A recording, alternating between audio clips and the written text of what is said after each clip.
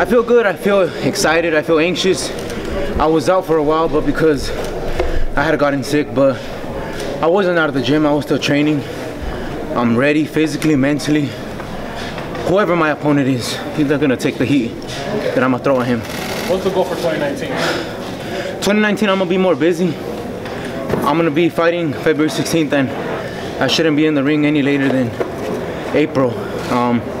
We met up with Al Heyman about 2 times with Richard while I was recently sick. He explained to us, after this fight, I'll be moving to LA and I'll be working with Roberto Alcazar, if you guys are familiar with him. I'll be adding him to my team. I won't be removing my dad or my uncle because these are the people that brought me to where I'm at, but I do believe we do need a little bit more. That's why we're bringing in Roberto Alcazar, because he's had much more experience. He's been in these 12-round fights, and I believe we're gonna need him. Why Alcazar of all the choices you had here in LA? Because for one, because he's very comfortable with my uncle. My uncle David was the one who actually reached out to him and spoke to him. We've came down to his gym a couple times, and the few times that we've worked with him, we've worked very comfortable with him. Seems like I can understand clearly what he's trying to explain to me, and he's close. You know, he is also. We like to use smart people, wise people. Because and we could. The way we train, it's very wise, very smart. So he thinks the same way.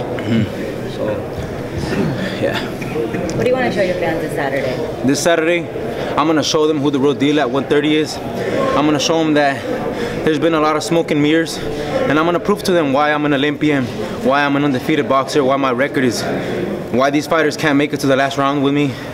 I'm gonna prove to them. That's what I will show them all 2019. 2019 is all business. It's unfortunate that I had to break my hand and I got sick, but yeah, we're not but this is not a sprint, this is a marathon, and me and my team are in the right hands. We're with Richard Schaefer, we're with Al Heyman, and you know, many people ask me, why did you work with, why did you sign with Richard Schaefer? Why didn't you go with Top Rank? Why didn't you go with Oscar? You pay attention to Oscar and all these fighters. Oscar has a prospect who's doing really good, and once that prospect loses, what does Oscar do? He goes and he signs the person who beat him. I don't want to do business with that guy. I believe I'm in the right hands. If you see somebody like Richard, when Abner Mares lost to Leo Santa Cruz is a recent fight, I seen how Richard Schaefer stayed with Abner. He followed him to this locker room. Like, he doesn't leave his fighters. This is somebody who really cares about his fighters. So that's why I believe I'm in the right hands and I'm taking the right steps to become a future star. So you don't think he really cares about the guys? Not really, no. They say it's all business and it should never be personal, but I don't want to do business with somebody like that. And yeah, I do believe that. I believe that he's just in it for the money. I don't believe he's really in it to watch over his fighters. That's just me. Pops, you have more perspective. You've lived longer. What do you make of that? you know what? Like my son said, we follow Richard because he's been real. He's been with us since day one. And Karlos, when he got sick for about 6 months, Richard was there for us all the time. He got ill for about 6 months, and Richard was there all the time, calling, you know, how's Karlos doing? And he's always there. So our loyalty is with Richard. You know? So you got sick. What do you mean? Like, what happened? I had just gotten sick. You know, I don't really want to go into much detail, but doctors had to pull me out of the gym. I couldn't be in the gym. I couldn't be training. But I'm good to be back. It feels really good to be back. Like I never left. You know, it feels like I never left. It feels like it was just a little speed bump in the road. But we're full throttle this year. You talk about you know, no hype and all that kind of, you know, like, is that directed towards anyone, or is that, you know? Nah, I just said no hype needed because there is a lot of hype.